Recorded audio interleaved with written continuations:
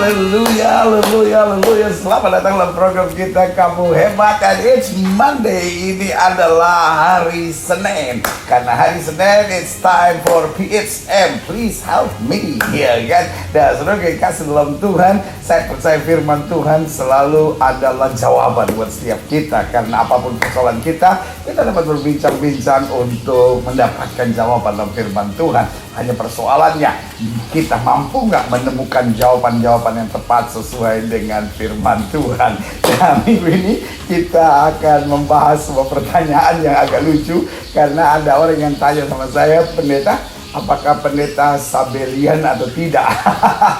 Ini dia. Ini pertanyaan ini adalah pertanyaan korban perdebatan, saudara, ya kan?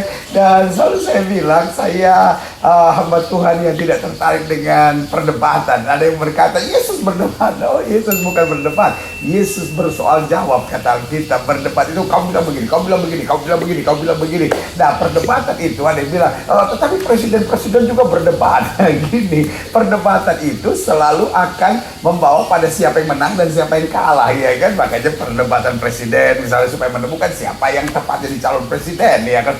Makanya ada lomba-lomba debat, ada pertandingan debat, kompetisi debat, gitu, ya kan? Tetapi dalam Kristus, saya percaya bukan soal debat, bersoal jawab, ya kan? Ini yang disebut apologetik, ya kan? Dan ini yang kemudian dikenal dalam bahasa Inggris istilah berargumentasi, ya kan? Nah, sebagai kasih dalam Tuhan, berargumentasi itu silahkan, tetapi berdebat itu berarti saling menyerang, saling mengalahkan, saling menjatuhkan. Karena tujuan perdebatan di end of the day hanyalah siapa yang menang. Nah, saya percaya Alkitab bukan untuk didebat, tapi masing-masing punya argumentasi, masing-masing punya pandangan yang berbeda, ya kan? Nah, ini harus jelas, ya kan? Dan sekarang pada ribut tentang apakah dia Bapa, Anak, dan Roh Kudus, apakah dia Bapa yang Esa, dia Tuhan yang Esa, apakah Bapa namanya Yesus, apakah Anak namanya Yesus, apakah Roh Kudus nama Yesus, apakah Bapa, Anak, dan Roh Kudus adalah manifestasi daripada Allah yang Esa, apakah pribadi dari Allah yang Esa, tiga pribadi dalam satu, atau satu pribadi dalam tiga. Apakah dia memanifestasikan?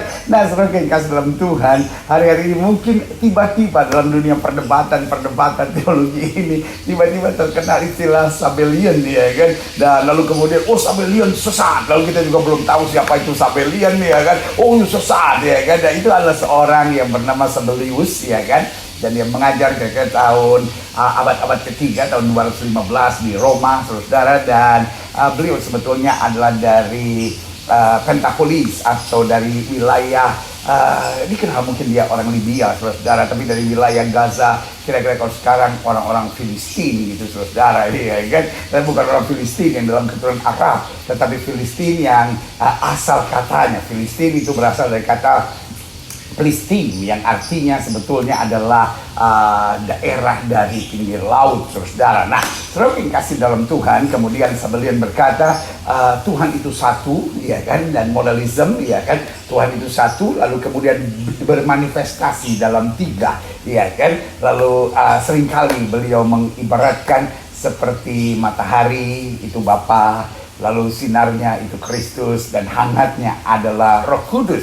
Nah, saudara yang kasih dalam Tuhan, saya suka dengar banyak pendeta, meskipun bukan pengikut Sabelian, tiba-tiba juga memberi penjelasan seperti itu. Nah, yang pertama harus kita mengerti dulu, urusan Bapa, Anak, dan Roh Kudus itu adalah urusan dia sendiri. Artinya apa? Itu sesuatu yang sampai kapanpun kalau kita mengupas, oh ini berbeda, ya kan? Ini justru memancing ajaran kekristenan kita sendiri dalam sebuah persoalan. Tetapi yang pertama yang harus kita pastikan, kita percaya Bapa, Anak, dan Roh Kudus, ya kan? Kalau saya terserah saudara dalam pemahaman apapun. Kalau saya percaya bahwa dia adalah Esa. Lalu kemudian Bapa adalah pribadi, Kristus atau Anak adalah pribadi, dan Roh Kudus adalah pribadi, iya kan? Buat saya mau disebut manifestasi kah, mau disebut apapun, tetapi tetap tidak bisa dipisahkan bahwa dia pribadi. Ketiganya itu Esa. Jadi saudara yang kasih dalam Tuhan, mari kita jangan bermain dengan istilah. Yang pertama kita sepakat dulu bahwa Allah kita Esa.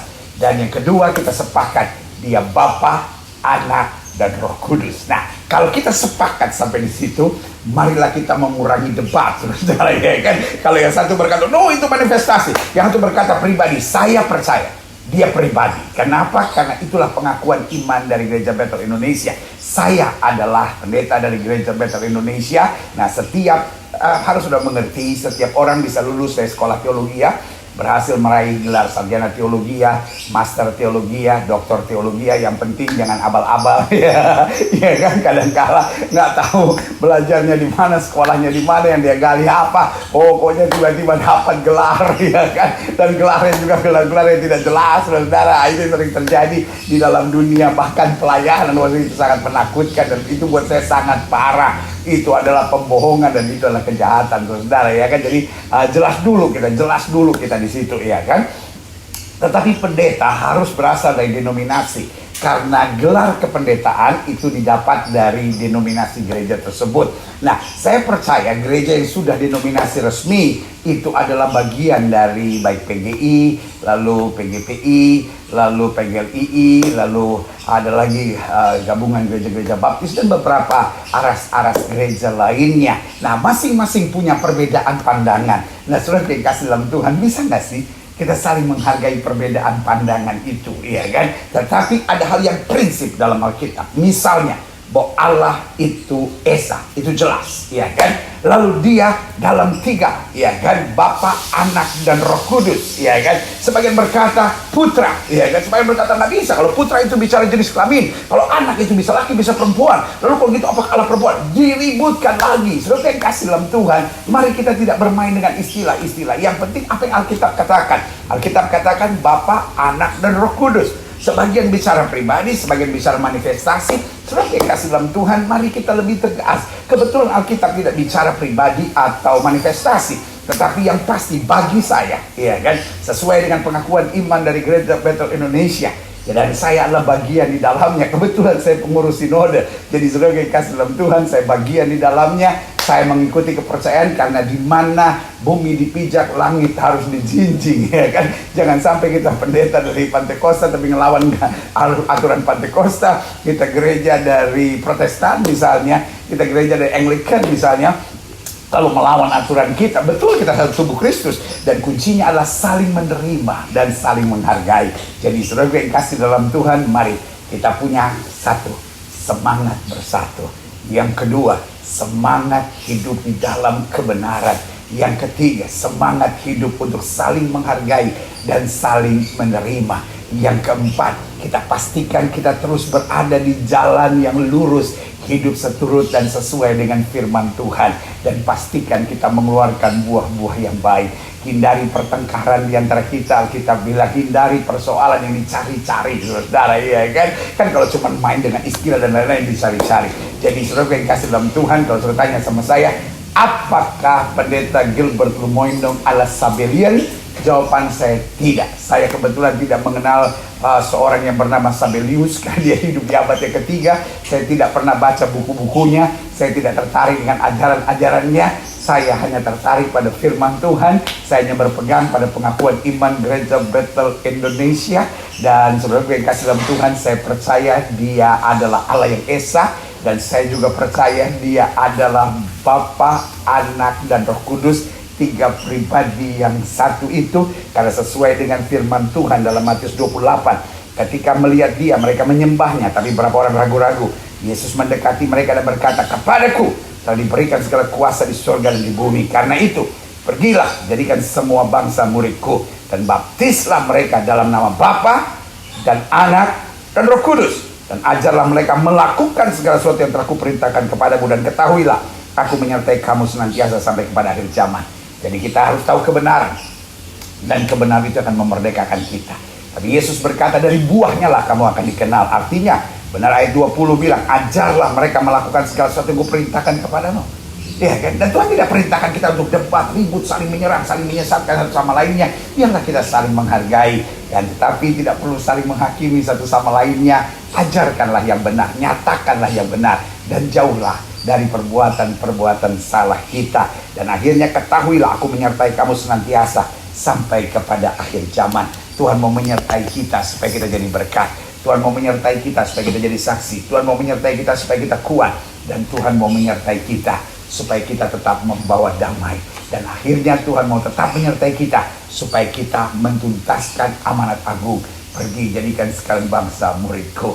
Mari hamba-hamba Tuhan, rekan-rekan saya yang hebat, stop keributan khususnya di media sosial. Itu membuat kita jadi batu sandungan buat banyak orang yang sudah mulai tertarik, ya kan, lalu berkata, ya orang Kristen mau ngomong tentang Allah Tritunggal, orang Kristen mau bicara Allah yang Esa, dong aja masih ribut. Saudara yang kasih dalam Tuhan, jangan sampai seperti yang Yesus katakan, kita menghambat orang untuk menerima kebenaran. Jadi sebagai hamba Tuhan, saya harus jawab dengan tegas, apakah saya Sabellian? Jawabannya tidak. Saya tidak mengenal Sabellius. Saya tidak pernah membaca buku-bukunya. Saya tidak pernah tertarik dengan ajarannya. Lalu kemudian kalau sudah berkata bagaimana tanggapan mereka yang Sabellius, bukan hak saya untuk menanggapi, karena saya bukan seorang apologet. Saya tahu panggilan saya, meskipun dalam pemberitaan firman saya harus tetap mempertahankan iman, tetapi itu bukan hal yang utama, karena panggilan saya jelas. Saya seorang penginjil yang mengembalakan gereja.